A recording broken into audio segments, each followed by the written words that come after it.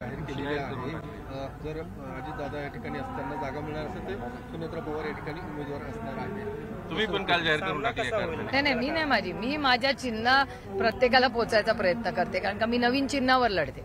आमचा पक्ष चिन्ह सगळं घेऊन गेलेले आहेत, त्याच्यामुळे मला आता नवीन चिन्ह हे लोकांना प्रत्येक माध्यमांच्या ज्या मी रोज प्रयत्न करते माझं चिन्ह माझ्या मायबाप मतदारपर्यंत पोहोचवण्यासाठी।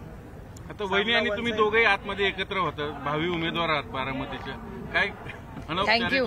महाविकास आघाडीच्या वतीने माझ्याबद्दल 2 शब्द चांगल्याबद्दल बोलल्याबद्दल आभार। काही अनौपचारिक गप्पा, काही एकमेकाला थॉट शेअरिंग, काय असं असतं, मी लोकशाही आहे, लोकशाहीमध्ये माझे सगळ्यांबद्दल भारतीय जनता पक्षाबरोबर माझे मतभेद आहेत, माझे मनभेद कुणाशीच या जगातच नाही, माझे मनभेद कुणाशीच नाही। तुम्ही माझं मोठं फ्रेंड सर्कल बघा, कुठल्याही गावात मी जिथे जाते तिथे माझं फ्रेंड सर्कल आहे, त्याच्यामुळे मी 24 तास लोकांमध्ये राहणारी एक लोकप्रतिनिधी पण आहे आणि by nature me over friendly आहे, सगळ्यांनाच माहिती आहे। त्याच्यामुळे माझी लोकांची संबंध असतात आणि माझी लढाई वैयक्तिक कुणाशीही नाही, या जगातच माझी कुणाची लढायची, माझी वैचारिक लढाई आहे।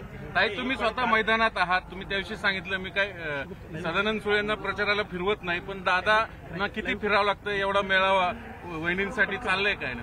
तो त्यांचा वैयक्तिक प्रश्न आहे, त्यांना प्रश्न विचारा ना दुसऱ्यांची। त्याला प्रत्युत्तर देताना ते म्हटलं की याच्या आधी तुमच्यासाठी सुद्धा त्यांनी मतं मागितली होती। मान्य आहे, मी तर सगळ्यांचे आभार मानते, मी ओपनली मानते।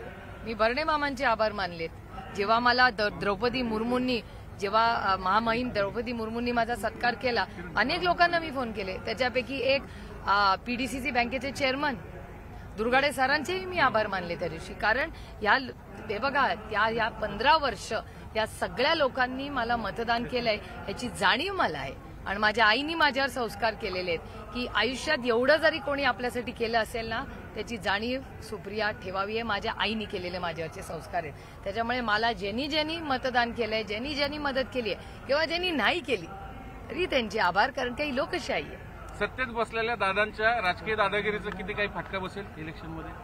दडपशाही तुम्हाला, कारण सगळ्यांना बोलून घेतलं जातं।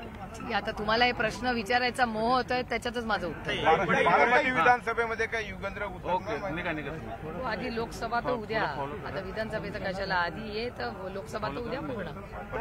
जी तयारी किंवा युगेंद्र स्वतः ऍक्टिव्ह झाले तशी सगळी चर्चा किंवा बारामती आत्यासाठी किंवा आजोबांसाठी जर एखादा नातू एक लाईन घेत असेल तर त्याच्यात गैर काय?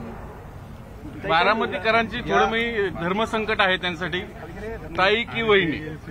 मला असं वाटतं की बारामतीकरांनी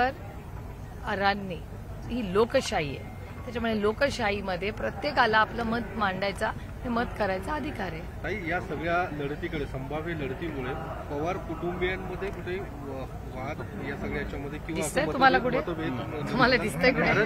कारण राजेंद्र पवार मधल्या काळात जी भूमिका मांडतायत त्यासोबतच युगेंद्र पवारांनी सुद्धा जी काही भूमिका मांडलेली आहे, मध्ये एक पत्र सुद्धा व्हायरल झालं होतं, या सगळ्या अनुषंगाने आमच्या सगळ्यांवर शारदाबाई पवारांचे संस्कार आहेत आणि गोविंदराव आणि शारदाबाई पवारांनी खूप मेहनत करून, कष्ट करून हे कुटुंब लहानाचं मोठं करून आमच्यावर संस्कार केलेत।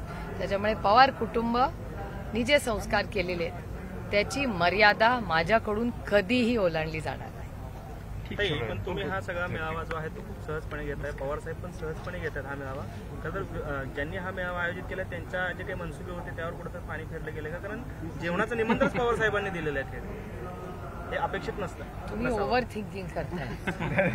थँक्यू ताई।